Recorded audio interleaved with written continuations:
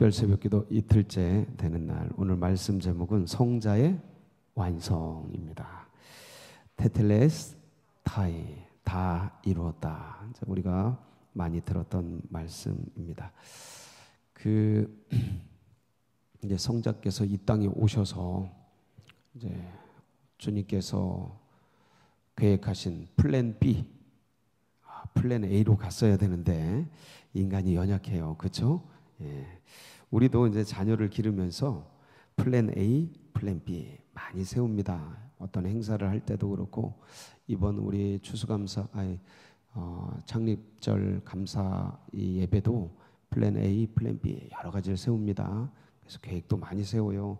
많은 분들이 오실 텐데 차량들을 우리 중직자들은 다 저 둔촌동이나 딴 데다 두고 오자, 아니면 가져오지 말고 택시를 타고 오자. 그래도 모자랄 텐데, 자, 그래, 여기 주민센터 주차장도 없고 여기 옆에 아파트 주차장도 좀 확보하고, 어떻게든 많은 분들, 또 새가족들, 또 오랜만에 오시는 분들 예배 편하게 드릴 수 있도록 계획을 세울까요? 안 세울까요?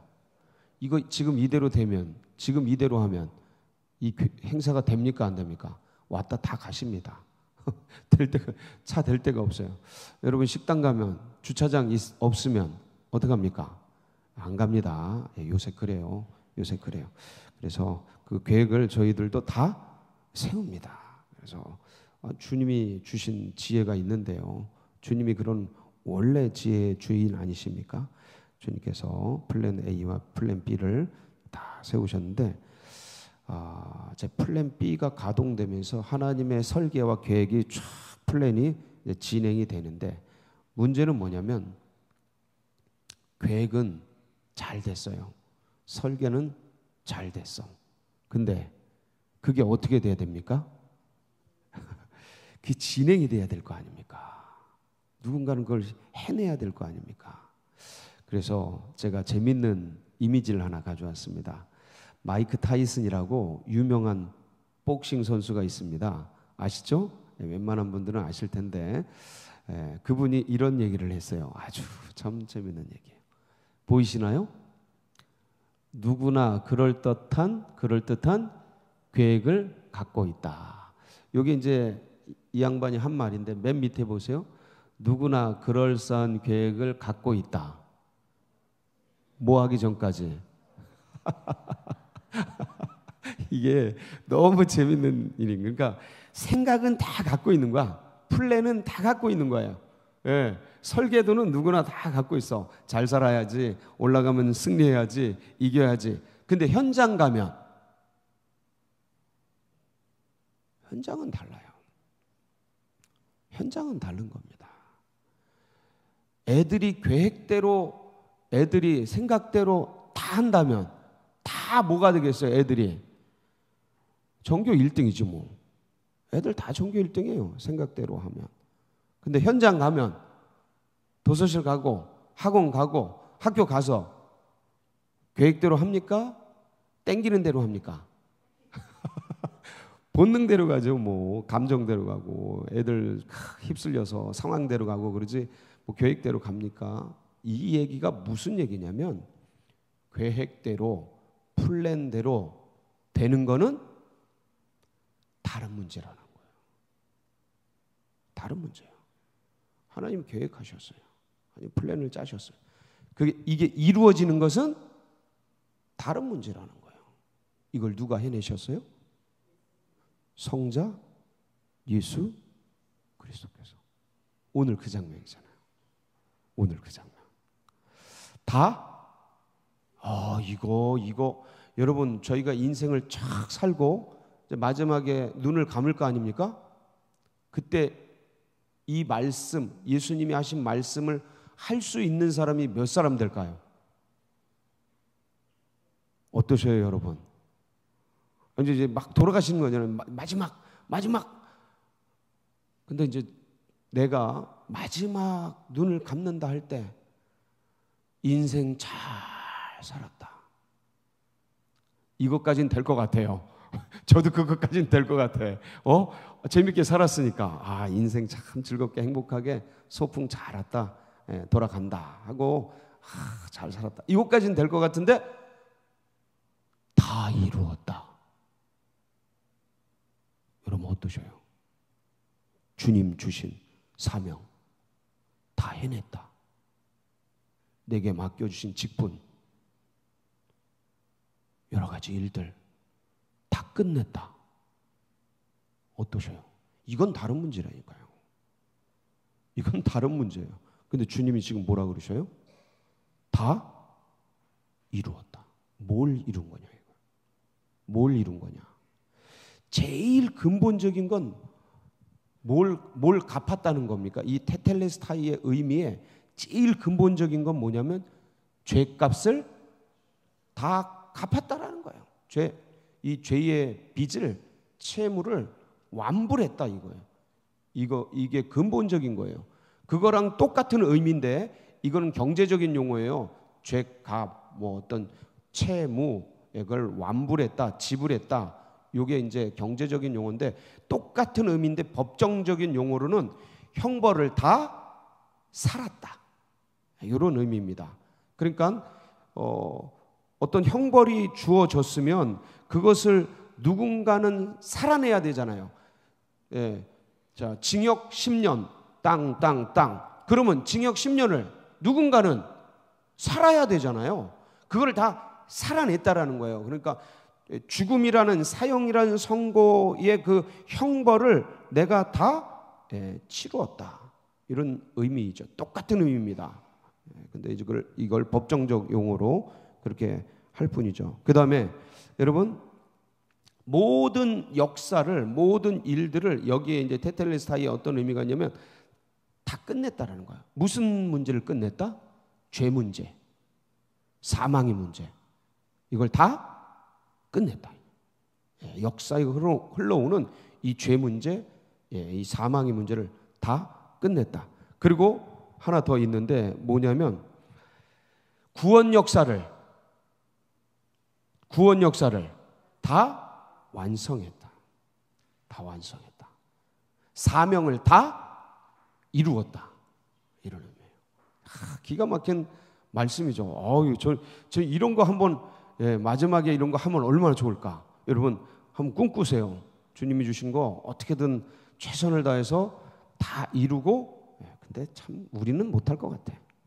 우리는 뭐 또 있고 또 못한 게 있죠. 어떻게 이걸 다 이룹니까 인간이? 그러니까 이거는 제가 보기엔 오직 주님만이, 예수님만이 하실 수 있는 말씀이지 않을까 하는 생각이 들면서 참 대단하시다. 자, 그런데 주님께서 이제 다 이루었다 이 말씀을 하시고 이제 떠나시는데 그 전에 보면 주님이 이런 그 십자가상에서 이런 말씀하십니다. 기억나십니까? 엘리 라마 사박다니. 이게 무슨 뜻이죠? 나의 하나님 어찌하여 나를 버리셨나이까? 이거가 어떤 의미 같습니까?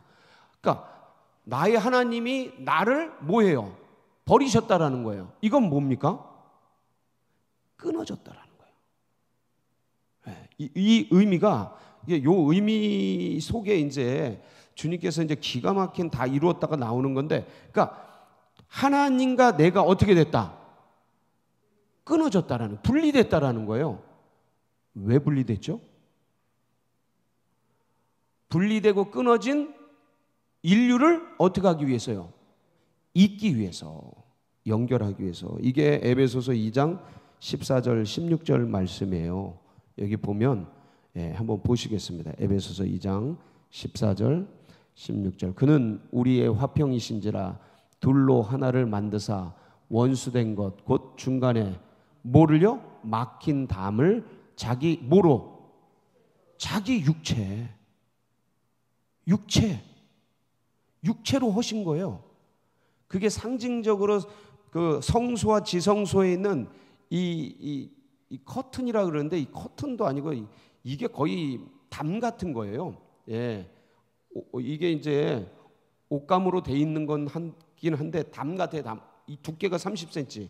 어마무시해요, 이게. 그냥 근데 위에서부터 아래로, 밑에서부터 위로 찢어진 것도 아니고 위에서부터 아래로 찢어지잖아요. 쫙. 그러니까 예수님의 육체를 찢으신 거예요. 그래서 성소와 지성소를 가로막고 있는 걸 연 거예요. 지성소는 하나님이시거든요. 성소는 그래도 들어오는데, 이게 사람들이 들어오는데 이걸 쭉 찢으셔서 자유롭게 갈라진 것을 연결한 거예요. 누구는 분리되고, 주님은 하나님과 분리되고, 인간 분리되었던 인간은 연결되게. 그래서 16절에 그 내용이 들어가 있는 거예요. 또 십자가로 이 둘을, 뭐로요? 십자가로, 저 육체로, 이 소리예요. 육체로 이 둘을 한 몸으로 하나님과 뭐 되게 하려고요? 화목하게. 예수님은 버려지시고 우리는 화목되게 하시고, 화목하게 하려 하심이라 원수된 것을 십자가로, 저 육체로, 이 소리예요. 육체로 소멸하신 거예요. 요게 돼서, 그러니까 자 보세요. 이 두 관계, 그러니까 하나님과 예수님은 끊어지시고 찢어지시고, 인간은 이어주시고 화목하게 하시고, 그래서 주님은 죽으시고 우리는 살리시고, 그리고 주님은 무덤에 들어가시고 우리는 천국에 들어가시고, 들어가게 하고, 주님은 어둠 속에 갇히시고 어둠에 있던 우리는 빛의 자녀가 되게 하시고, 주님은 형벌 받으시고 우리는 평안을 누리고. 이거 이사야서 53장에 노래한 거 아닙니까? 그리고 주님은 십자가 지시고 우리는 자유케 되어지고, 주님은 죄를 짊어지시고 우리는 의롭게 되어지고. 요거. 그래서 주님은 음부까지 낮아지시고 우리는 어디까지 올라가요? 에베소서 2장 5절로 6절. 이건 진짜 은혜입니다. 에베소서 2장 5절. 허물로 죽은 우리를 그리스도와 함께 살리셨고 너희는 은혜로 구원을 받은 것이라. 또 함께 일으키사 그리스도 예수 안에서 함께 어디에 앉히시고, 이걸 하늘 보좌라 그래요. 하늘 보좌까지 올라가시고, 이게 하나님의 자녀가 되는 권세죠. 그래서 주님께서 이제 테텔레스타이 하시면서 이 땅에서 이제 그걸 성취해 가십니다. 하나님의 플랜 B를 성취해 가셔요. 그 때가 찬 경륜을 이루시는데, 자, 그러면 주님이 이 땅에 오셔서 어떻게, 그러니까 영이신 그분이 말씀이 뭐가 되셔요? 육신이 되셔요. 이 성육신 교리가 성자의 플랜, 주님이 계획하신 플랜 B를 이루는 성자 사역의 가장 핵심이에요. 뭐가요? 성육신. 하나님이 인간이 되신 것, 그리고 인간은 하나님의 자녀가 되는 것. 신이신 분이 인간이 되시고 인간인 우리는 신의 자녀가 되는 것. 신이죠, 그게. 이렇게 되는 거. 그래서 성육신 교리가 핵심인데, 왜 성육신 하셨을까? 이거예요. 가장 중요한 게 성자 완성하신 거의 핵심이 성육신인데, 그럼 왜 성육신 하셔야만 했을까? 그렇죠. 이제부터 풀어가는 겁니다. 첫 번째가 뭐냐면, 이 첫 번째 하기 전에 빌립보서 2장 5절로 8절 말씀 좀 볼게요. 이 성육신 교리가 얼마나 아름다운지 초대교회는 노래를 만들어서 이걸 찬미했어요. 찬양했어요. 한번 보실까요? 너희 안에 이 마음을 품으라. 곧 그리스도 예수의 마음이니 그는 근본 하나님의 본체시나 하나님과 동등됨을 취할 것으로 여기지 아니하시고 오히려 자기를 비워 종의 형체를 가지사 사람들과 같이 되셨고 사람의 모양으로 나타나사 자기를 낮추시고 죽기까지 복종하셨으니 곧 십자가에 죽으심이라. 2장 7절 거기 보면 이게 있죠. 오히려 자기를 비워 뭘 가지사? 자, 하나님은 형체가 있으셔요, 없으셔요? 없어요. 근데 뭘 가지신 거예요? 피조물의 형체를 가진 거예요. 자기가 만든 창조주인데 자기가 만든 피조물의 형체를 가져버린 거예요. 뭐 하기 위해서요? 인간을 구원하기 위해서.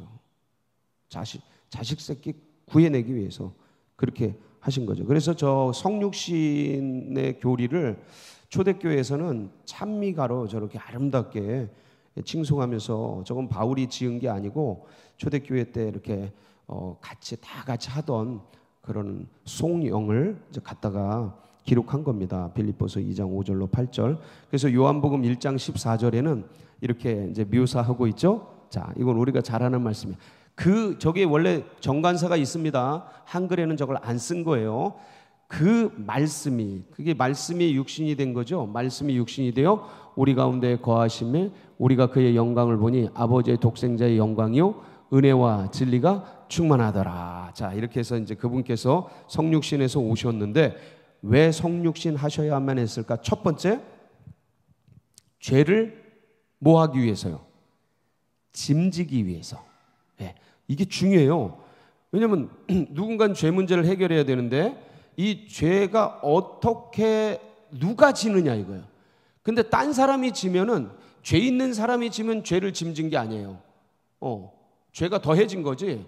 죄 있는 사람은 죄를 더 이상 죄의 값이 사망이니까. 그러니까 죄 없는 사람이 져야 돼요. 그렇죠?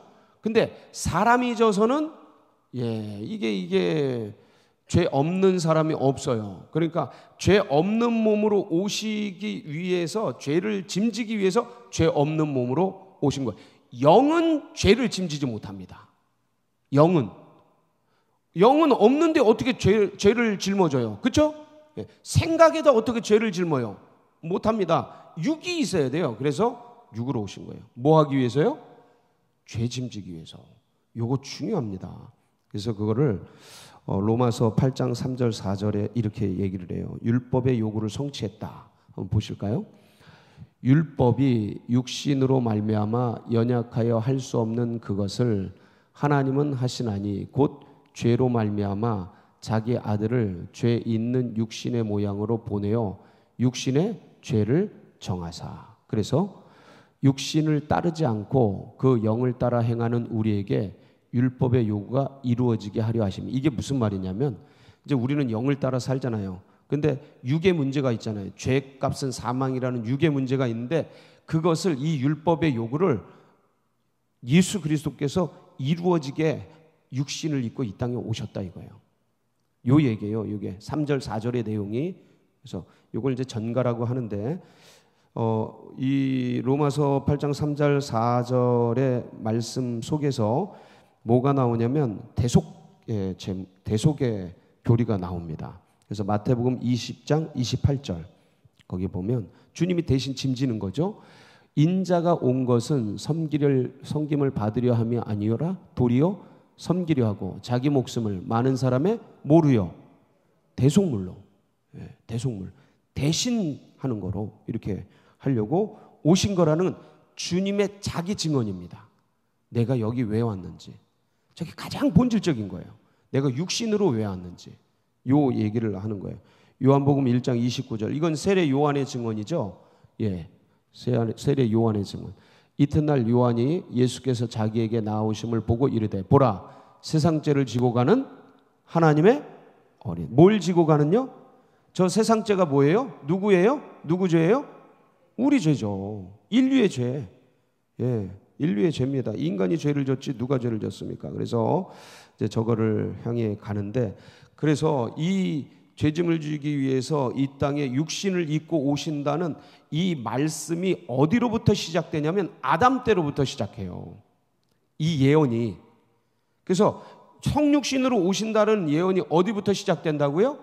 아담 때부터, 창세 때부터. 그게 뭐예요? 창세기 3장 15절. 거기에 이게 있잖아요. 누구 얘기가 나와요? 여자의 후손.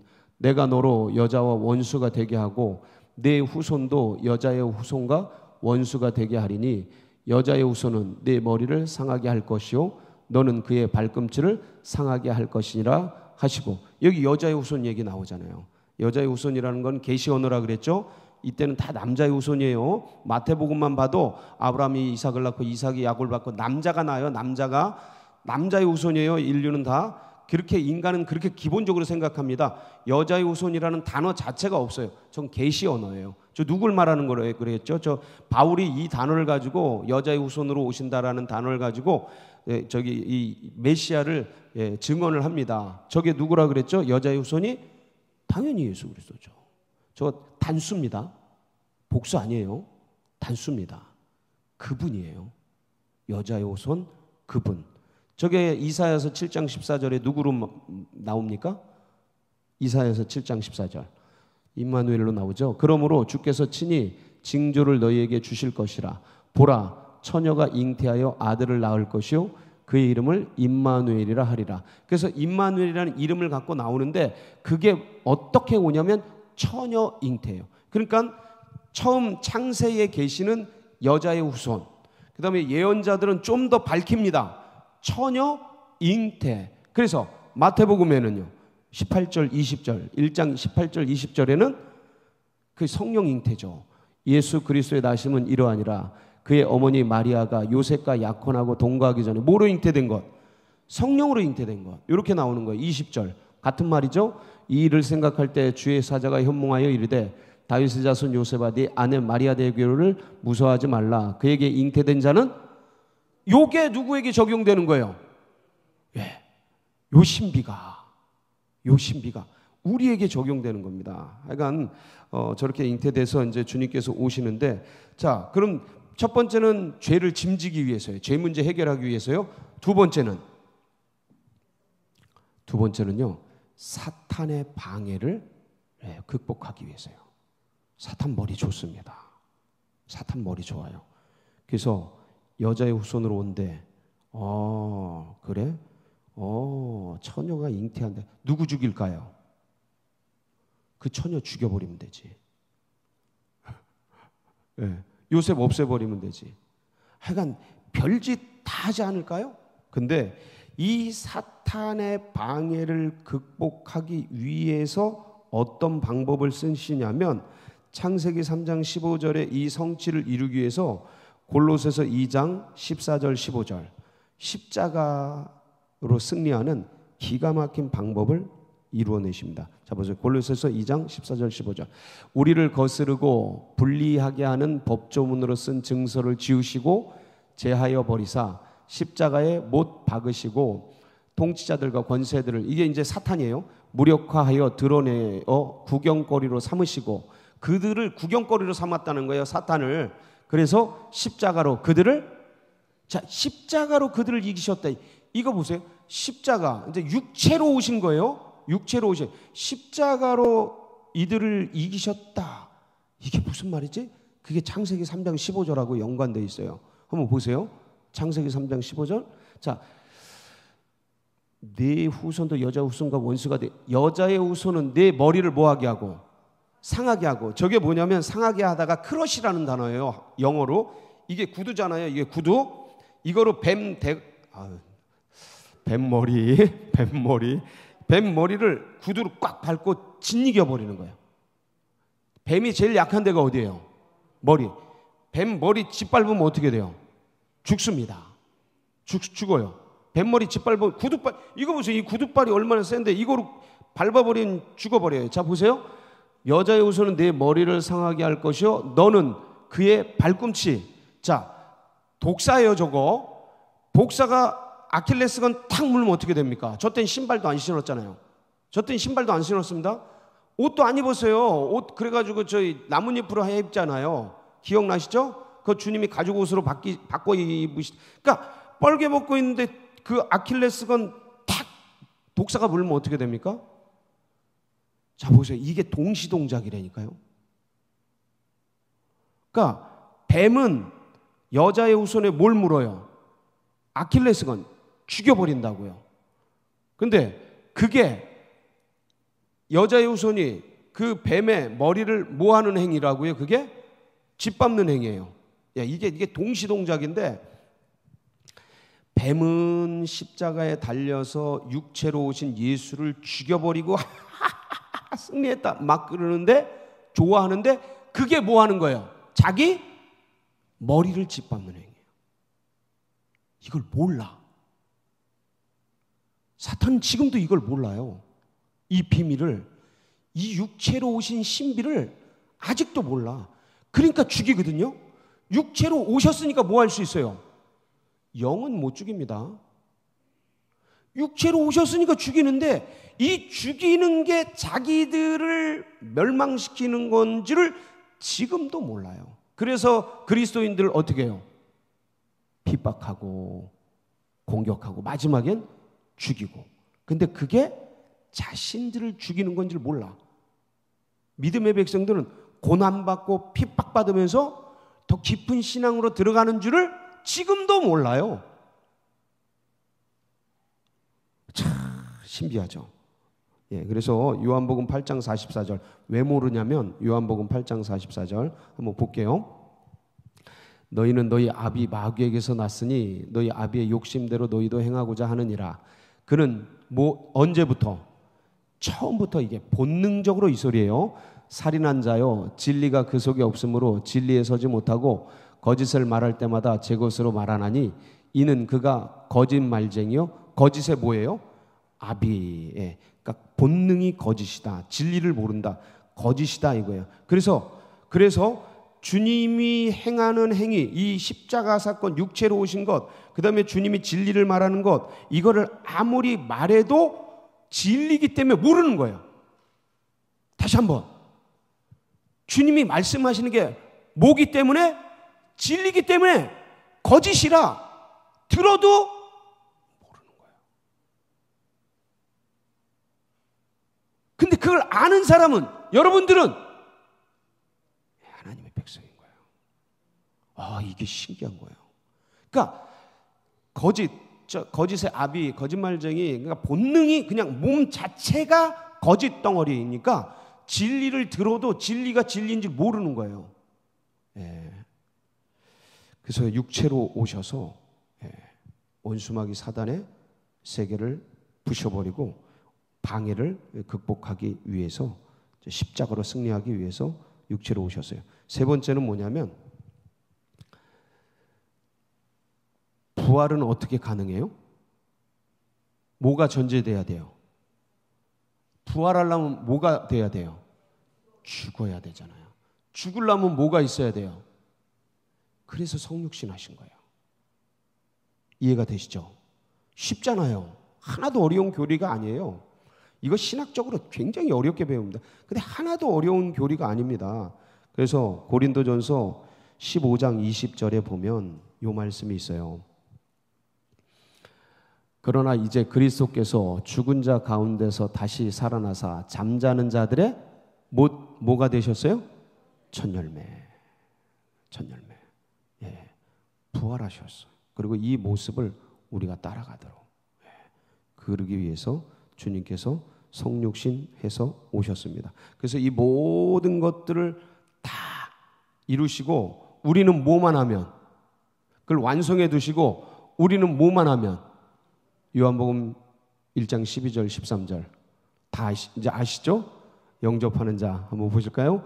영접하는 자 곧 그 이름을 믿는 자들에게는 하나님의 자녀가 되는 권세를 주셨으니 이는 혈통으로나 육정으로나 사람의 뜻으로 나지 아니하고 오직 누구로부터 난 자들이에요?